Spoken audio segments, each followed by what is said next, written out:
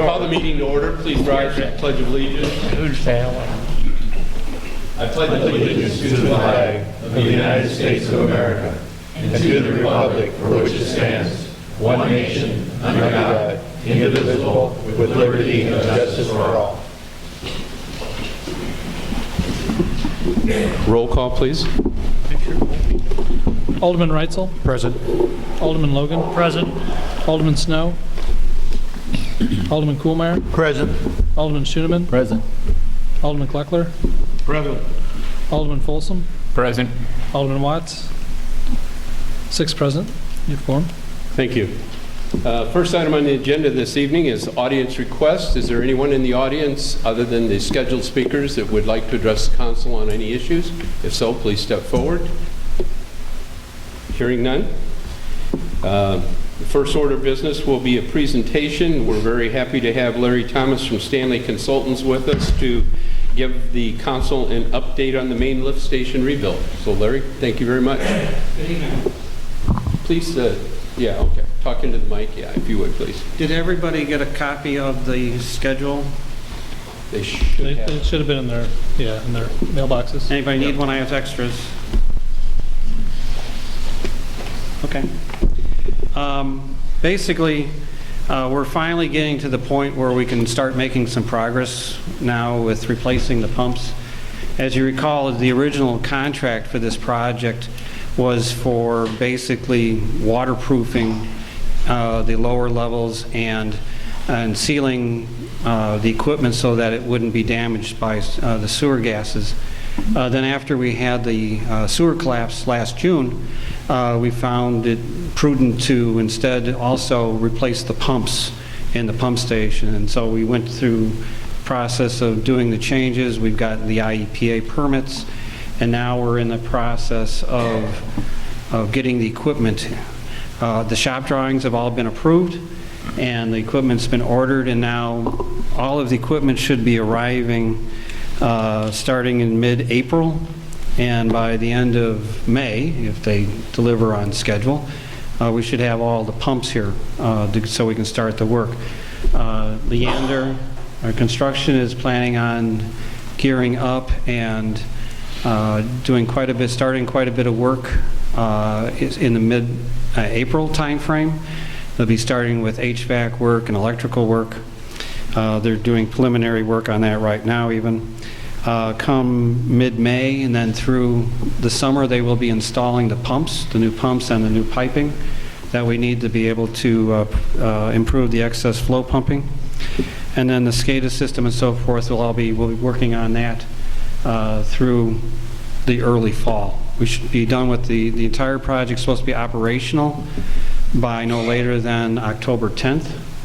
And the contractor is supposed to have all of his paperwork and in place ready for final payment by the beginning of November. So that's our basic time frame. We'll be busy this summer. We'll be out here quite a bit with the contractor doing inspection work to see that things get put in correctly. Does anybody have any questions?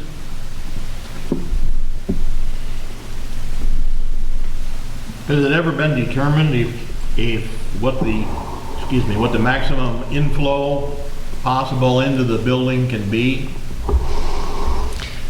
Well, if you have another sewer collapse, it can be very high, and it could exceed the capacity of the existing pumps, that even the new pumps that we're putting in if you have another sewer collapse, as you did last summer. But what we've put in now is the pumps are submersible pumps, so they're designed to operate underwater. So what will happen in the future is if that station is inundated, that the pumps will continue to run. They won't shut off. You won't have to dry out the motors. You won't have to bring in trucks and pump it into the trucks and haul it down to the wastewater treatment plant. The wastewater pumping station will continue to pump through that operation. The lower level will have to be cleaned up again if it gets that bad. But yes, there are circumstances that can still occur that could overwhelm the capacity of that pump station. But we have increased the capacity of the pumps to as much as we can push into that 16-inch force main to the wastewater treatment plant. That was our limitation. But nobody really thought about like closing openings up or something, so we couldn't get that volume of water in there? there aren't any openings that we can close off beyond what we've done. It's just the nature of the beast that's out there. We're dealing with that situation. What's happened in the past is when the pumping capacity of the pump was overwhelmed, it would flow out of the sewage channel on the second floor and then flood the lower level where the pumps were, and then the pumps would go out, and then you'd be pumping nothing, and that's why it would fill all the way up with water. With the new pumps, they won't stop pumping, and so you shouldn't have that degree of flooding ever in there again, because you're going to continue that pumping to the wastewater treatment plant. You won't have this shutdown. Also, your excess flow pump will be pushing about twice as much water as it does currently. We're fixing that situation. The current pump doesn't prime very well. The new pump doesn't need to worry about priming because it's taking its flow off the bottom of the wet well.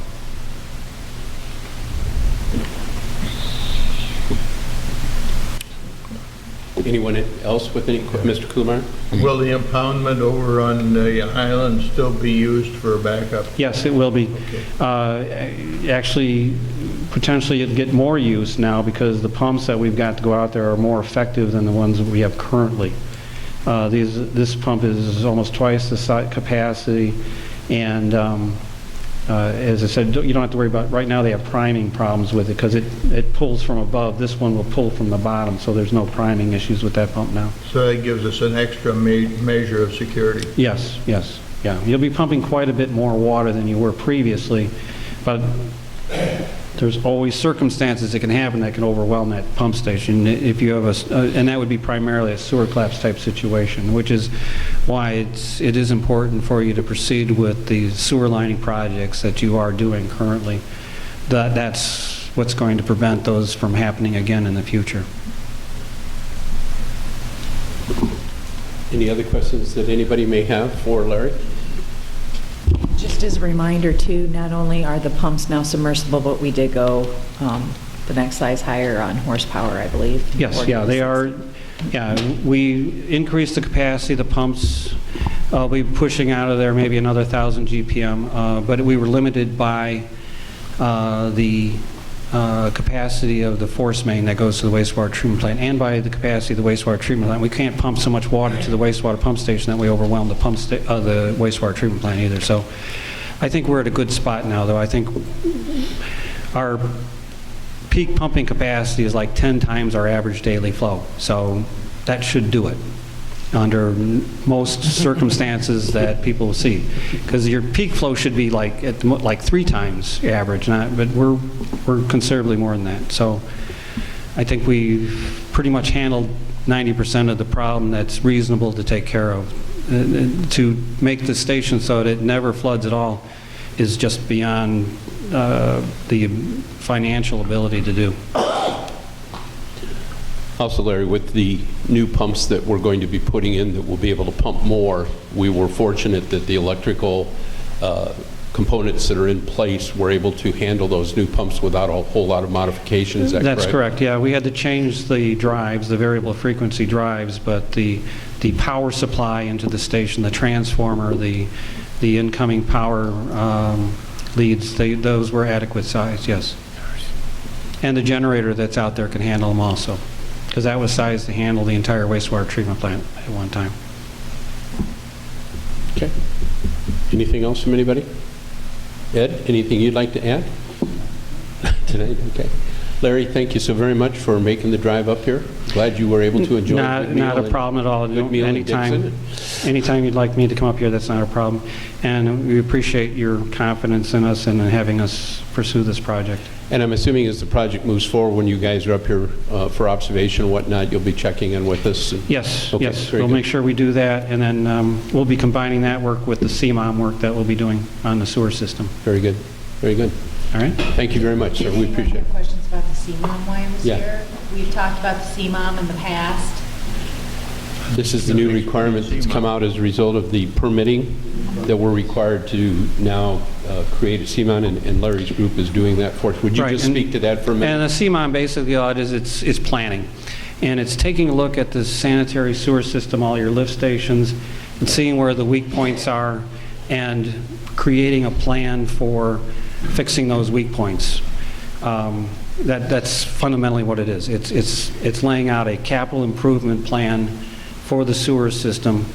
The state put this into your NPDS permit because many communities, they found that they needed to do this because many communities aren't doing that type of planning. So now they've made it a condition of your permit that you have a CIP, basically, in place for your sewer system. So that's what we'll be doing, is deciding what are the critical elements and then laying out a plan for being able to pursue those over a number of years.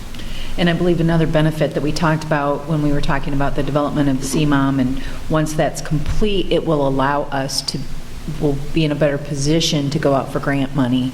Right. To take care of a lot of the I&I problems and the sewer linings. And when the capital projects are actually identified and that's complete, we'll be in a much better position to go after Yes, once money. the state can figure out how to give you money. Yeah. Well, hope springs eternal. So. Okay. Anybody else? Again, Larry, thank you very much for being Well, thank you very much. Yep, you're welcome. All right.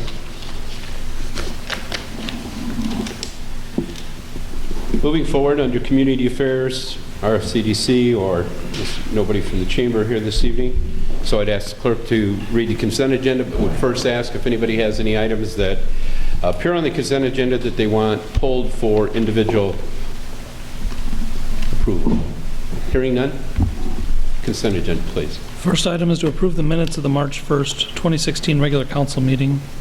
Second item is approval of the bills as presented.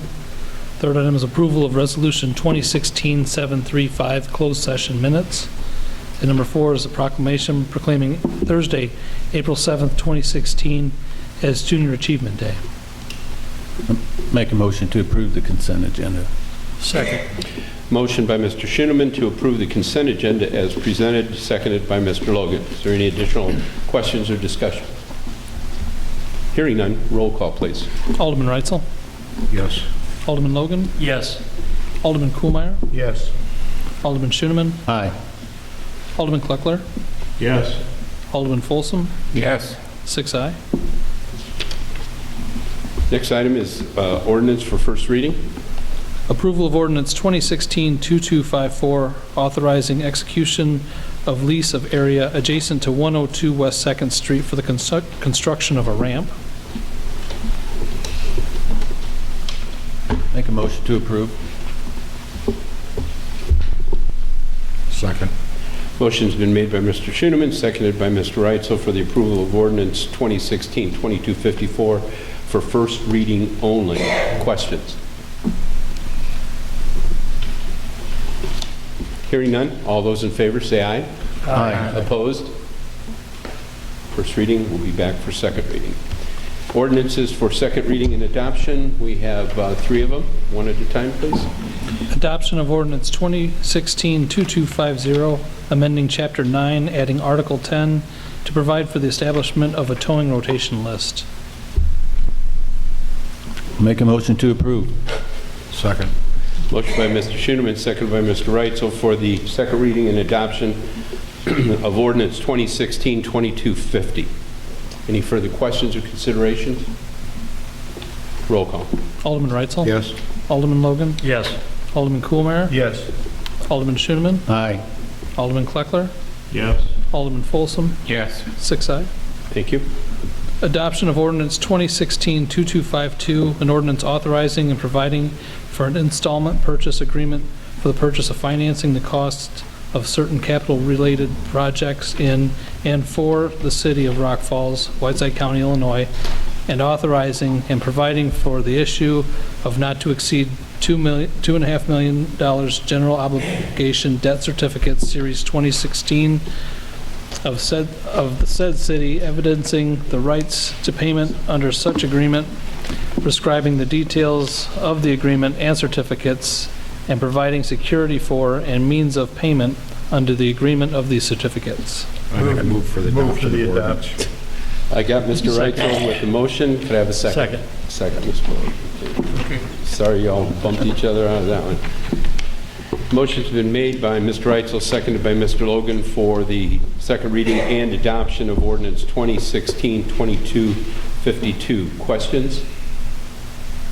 Mr. Reese, is there anything you'd like to add before we vote on that, sir? No, I don't think so. We are expecting to have formal closing of the transaction on Thursday this week, and that will set the wheels in motion to complete the purchase of the two real estate funds that are available. I assume you got the account set up with the bank for the holding of the funds pending the close, right? Yes. Michelle did.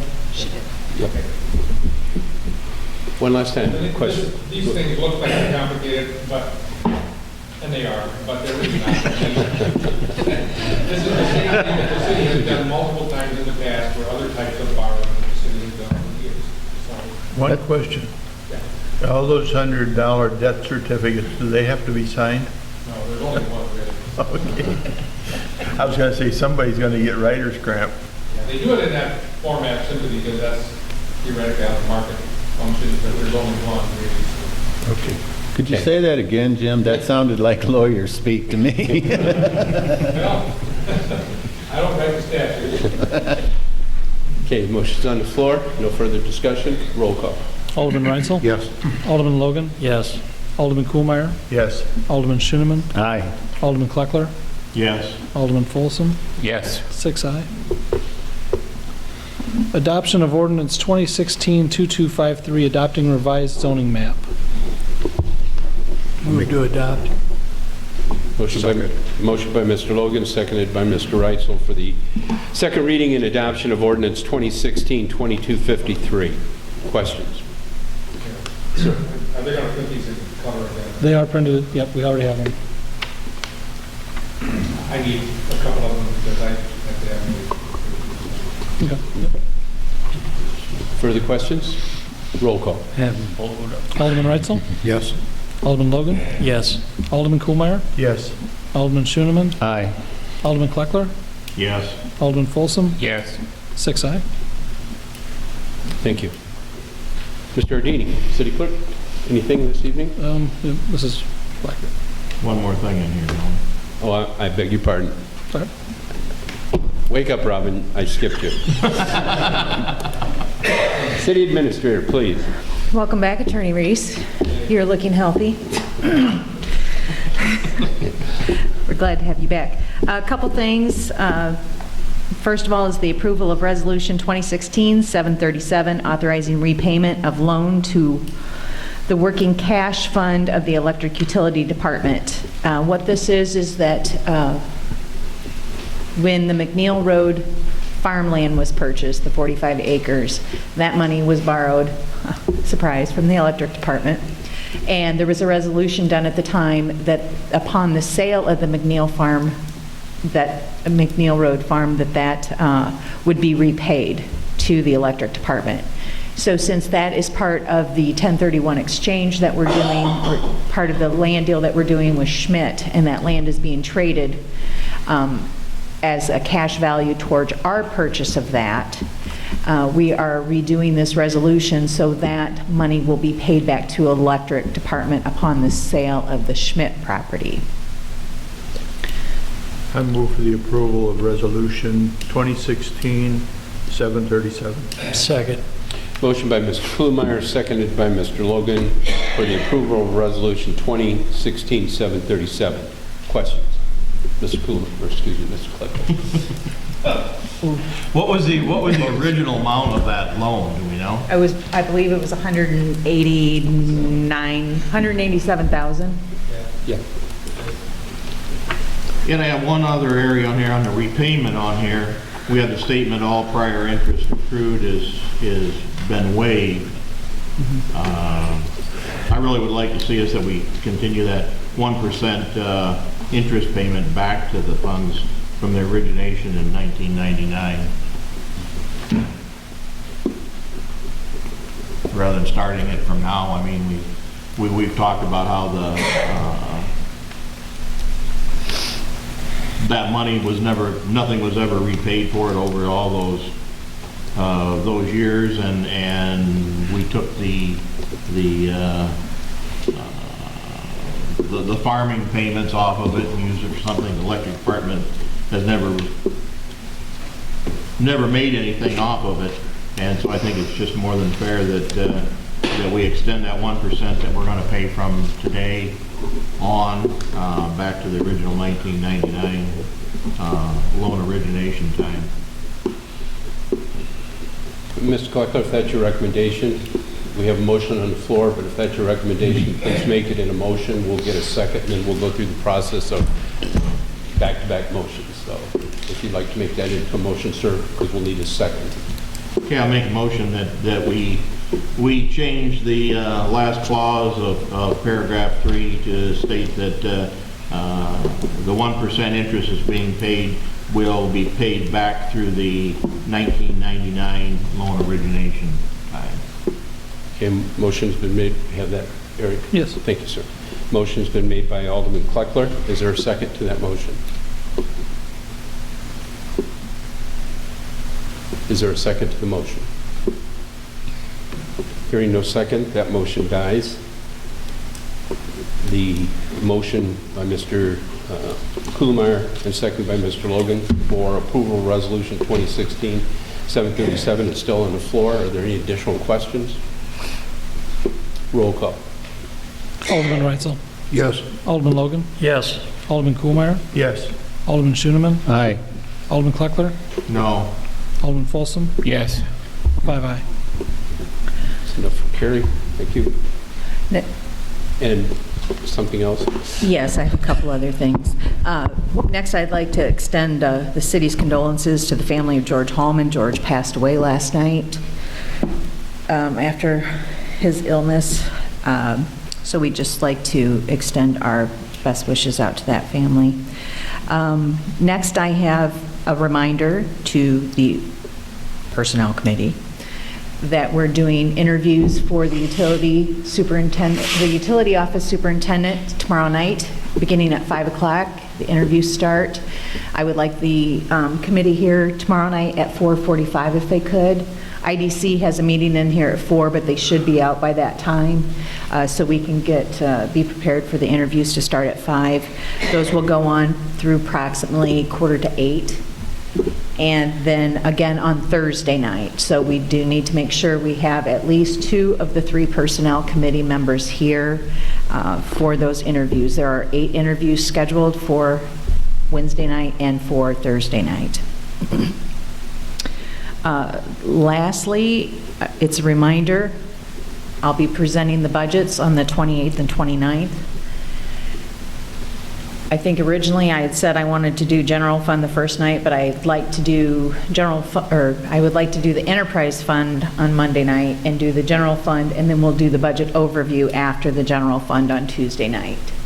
So everybody, I'd like to get as many of the aldermen here for that as we can. Of course, I'll do the presentation at the first council meeting, but we'll be going over that if I have the budget complete by then. So we did get our last insurance numbers in, so we should be able to stick those in and have everything completed by then. That's all I have tonight, Your Honor. Thank you, ma'am. Sorry I excluded you from... Yeah, I know where I stand. Mr. Ardini, anything? Nothing tonight, Your Honor. Mr. Rees, certainly you have a tale to be told after your absence. Already said everything you need. Mr. Frickenstein is not with us this evening due to a family emergency. Wish his family the best. Department heads, Mr. Cox. Thank you. Mr. Simon? Nothing tonight, sir. Thank you. Chief Nelson? Thank you, ma'am. Chief Cook? Thank you. Mr. Suri, Building Inspector.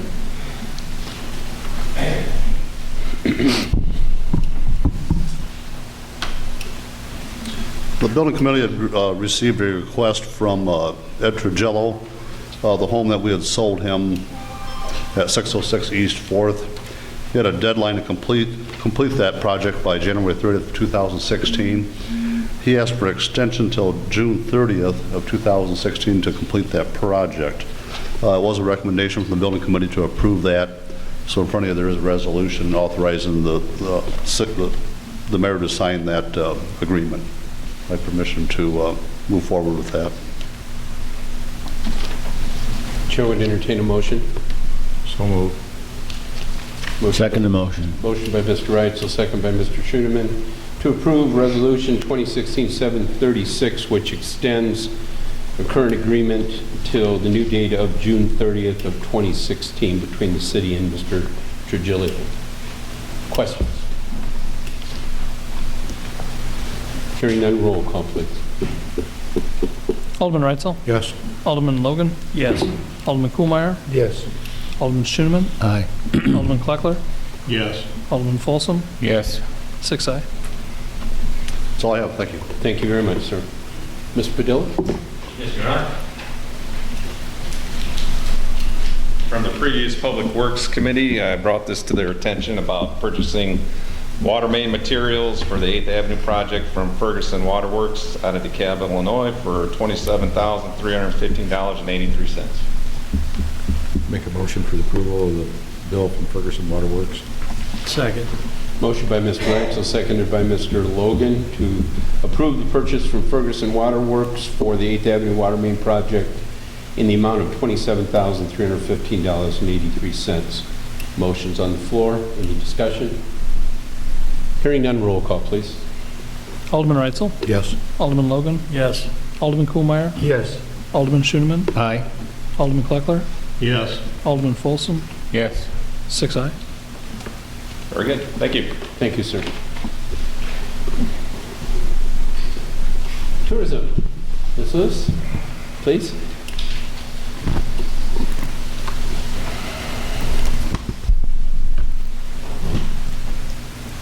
I just want to give a quick update about Bass Pro Shops Big Cat Quest Tournament. To let everyone know that we do have the registration forms in the tourism office and the city clerk's office. The official or early bird registration doesn't start until May 2nd, but you can pick them up here at the city of Rock Falls.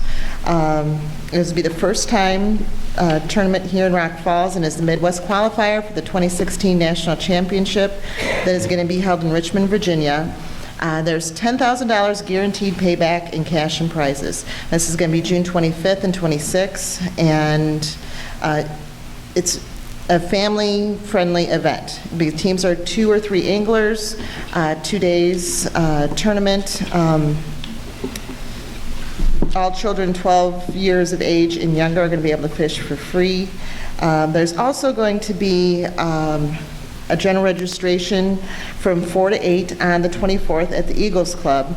And all those that are participating, there'll be a captain's meeting and a free dinner that evening.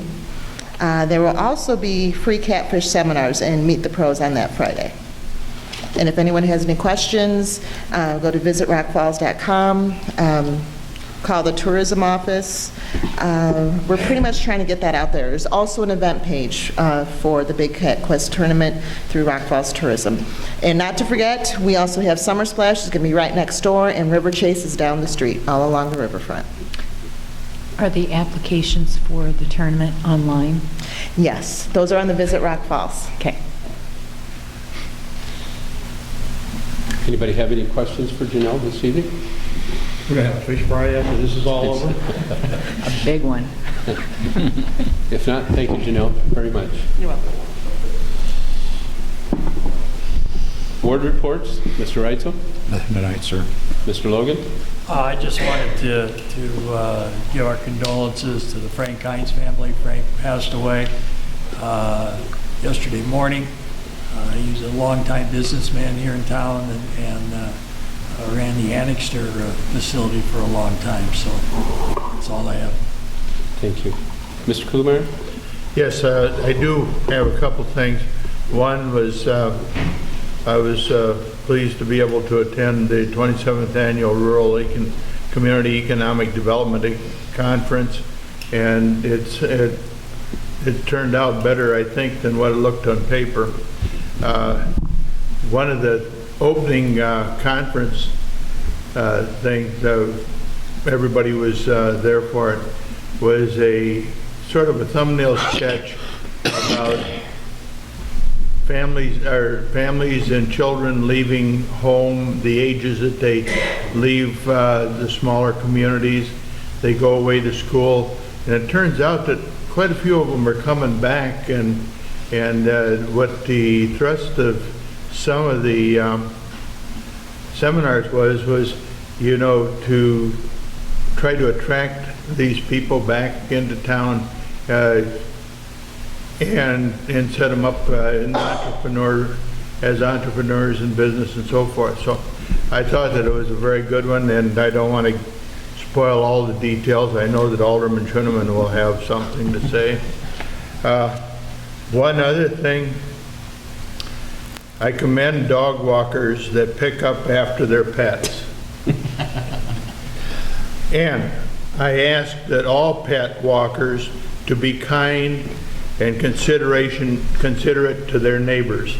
This being a little warmer in the season, I see a lot more people out, and some of the people are picking up things in their lawns that they really shouldn't have to.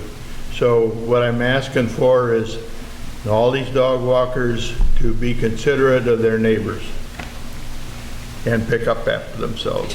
Thank you.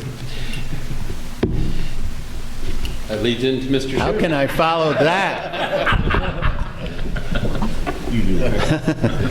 I just have, before I report on my report on the rural affairs, some housekeeping. Thursday, we moved the Trails meeting back from last week. It's going to be this Thursday at noon, so everyone knows. And then next Monday, the 21st, we are having this charrette. Anybody and everybody is welcome to come to the charrette. We're looking for as much input as we can get. Bring your friends, bring your neighbors, pretend you're voting. Whatever it takes to come out and come to the charrette, we're going to appreciate it. So, and then the electric meeting, with all the chaos that's going on with our meetings this month, we've moved that back to the 29th at 8:15. My report on the rural affairs, and I agree with Alderman Kuhlmeyer that the events, the whole conference this year was just excellent, and I would encourage any of you that want to go next year to go, because in my opinion, for a town our size, the Rural Affairs Conference is really one that's geared more towards us rather than say the IML, where we're thrown in with all of the bigger towns. The Rural Affairs is really was really a great conference, and I happened to sit with one of the organizers, and you know, I told him, I said I thought that they were really, it was really a good conference this year. And one of the things that I brought back from that was the planning. That, I mean, we've talked about the planning with the wastewater tonight, but planning is becoming really something that smaller cities really need to look at. And we attended, Glenn and I both attended a seminar for 3 hours before we left. And we probably could have stayed another day and a half, because it was a great session. And on the heels of that, what I would like to do is suggest that somewhere in the near future, the council get together in a retreat and do some of this planning. Look at, especially in terms of our economic development that's coming our way, and that's what one of the main thrusts of rural affairs was this year, was economic development. With everything that's coming our way, I really think it would behoove us to get together, bring somebody in, work with us, and look towards the future as to what we need to do and what we can do, what we're limited on. But I would really suggest that we do that, you know, not so soon, but sometime in May or June. If we could all get together, I would volunteer to put that whole thing together, Mayor. So that's all I have, really.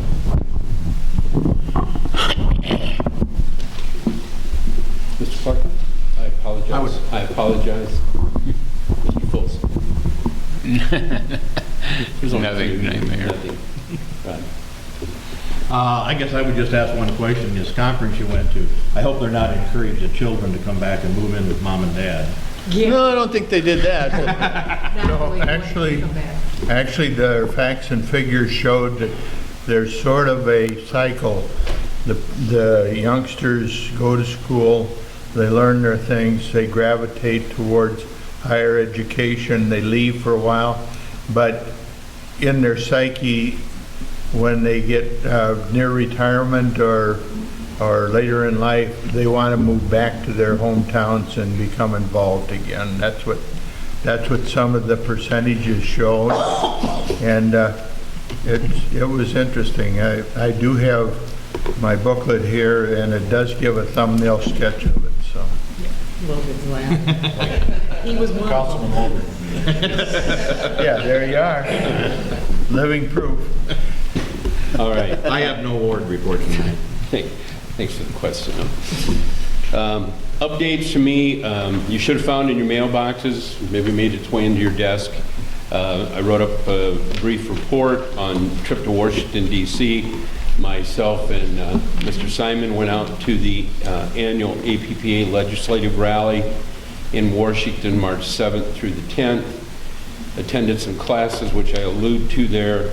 I think the pull away from this is that we're very, very fortunate, and we say this a lot, but we're very, very fortunate to be a member of the IMEA/IMUA with the fact that we own our own utilities here. Illinois, the Illinois contingency that went out there, specifically the IMEA group, there was 45 to 50 members again this year, far exceeding any other state in representation that was there.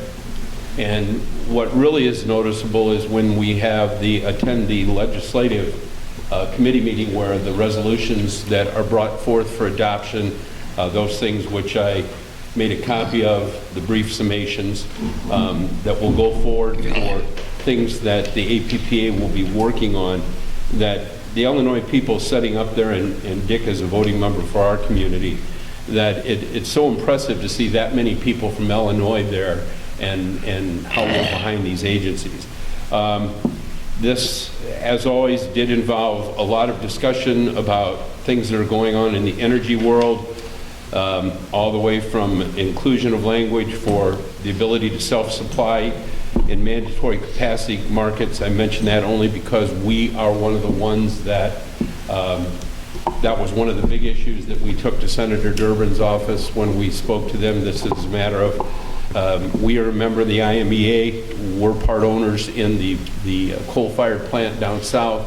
But as it is now, with the changes that have been made in the capacity markets beyond our control, we've paid for the building of that plant. We've paid for the running of that plant. That plant produces electricity. But because there's only two, MISO and PGM here, we have to sell to the PGM market that power. But then for it to get to the cities that own the plant, we have to buy that power back from PGM at a cost that's higher than we sell it.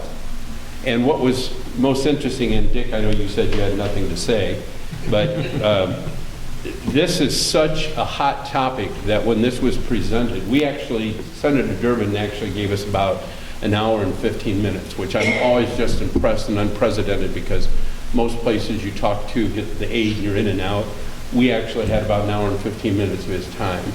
And he was, when we were done talking to him, it was very clear, not to reflect on his inability to know things, but the message that's coming, he point blank asked the question, what you're telling me is that there will be a time in the near future in the state of Illinois, because he does represent this state, that the plants that are going to shut down, there seems to be this false sense of security that Ameren and some others have these big generation plants going that are going to make up all this lost power that will happen when the coal-fired plants get closed down, because they're being hit with these billion-dollar additions to their plants. And the truth of the matter is, and we explained to him, no, there is not. Ameren maintains transmission and grid, but they don't have any power production into that. And I think that Senator Durbin was somewhat taken back by that, because that would appear to be not the message that has been being delivered. And we've since received an email from them that they are looking into this. That's another thing I like about the senator. They always let you know what they're doing. The other key topic was we had two young lady speakers that spoke at the legislation about we can't be so sure that in the very near future the federal government may be looking for some new revenue sources, and one of those revenue sources would be to put taxes on municipal bonds. And this has been an ongoing issue for a long time, that we have fought the battle to try to ensure that that doesn't happen, because the largest percentage of municipalities throughout the United States, that's the key component in our economic toolboxes and in our infrastructure toolboxes, is the ability to be able to get municipal bonds. And the reason they're so good is because people can buy and invest in them. There's no taxes. They don't make as much money as they would in the other bond markets, but they're a safe investment. And many people's retirements are tapped into them. Well, that very well may be something that's going to be considered as a potential revenue source in the future. So we want to continue to fight that battle. And the other thing that was of a big thing is that the message that Congress, not EPA, should determine the best framework to address climate change, because the EPA has, for whatever reason, thinks, I mean, they have a purpose and it's well-defined, but dealing with climate change is not in their genre, but they're taking the lead on that, and we think that that should be something that should come out of Congress. And we shared those things. There's a lot of other things, but not to get into all that. But if anybody looks at these key issues, has any questions, I would be happy to talk to them. And while I was there, I also addressed Senator Durbin and Senator Crook's office, as well as Representative Bustos' aide, on the issue that we're experiencing here with the state's inability to be able to release the money for the limestone building and that whole complicated mess. And they're looking into that for us. We're very, very pleased for that. The other thing that I wanted to mention was last night we had the kickoff over at the community building. Alderman Kleckler and Alderman Kuhlemeyer were there. We had about 20 people for the 150th the sesquicentennial. It was just the kickoff meeting. But two key things that came out of there. We've set the date. That will be in June 30th July 30th through August 6th of 2017. And although there's still a tremendous amount of work to be done, those that were present agreed that the first priority, and we're going to be working with the chamber to do this, is to get the logo contest held, so that the logo that we're going to use for that can be determined, because that will be printed on buttons and stationery and all kinds of other things. So there will be more meetings. It was a recommendation of the group that was there last night that we try to have a monthly meeting and set it on a specific so everybody would know. And I'll be getting back to you with more information on that, but we'll definitely be doing that. I was very happy for our first meeting. It was very well, a lot of discussion there.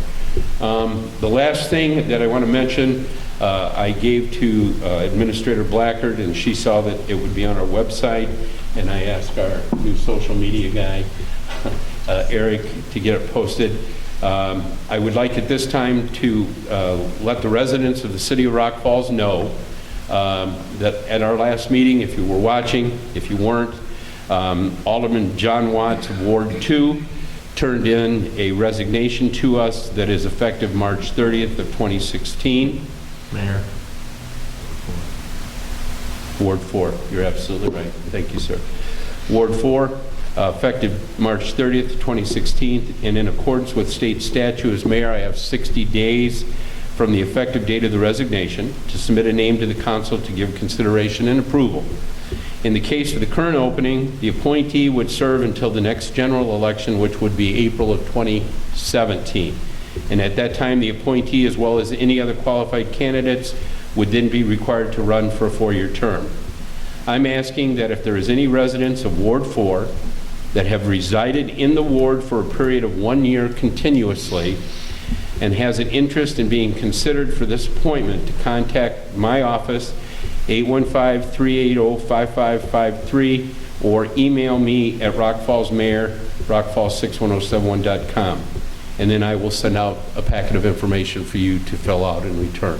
That will be on both Facebook and on our website, and I would ask that you two kind people that help me notify that it's Ward 4 instead of Ward 2, because it's big as life right there, so.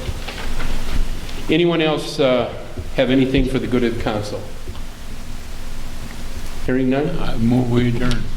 I'll second it. Motion's been made and seconded for adjournment. Just a reminder, the interview process, it's important that you're here for those people on the committee. All those in favor say aye. Aye. Opposed? We stand adjourned. Thank you.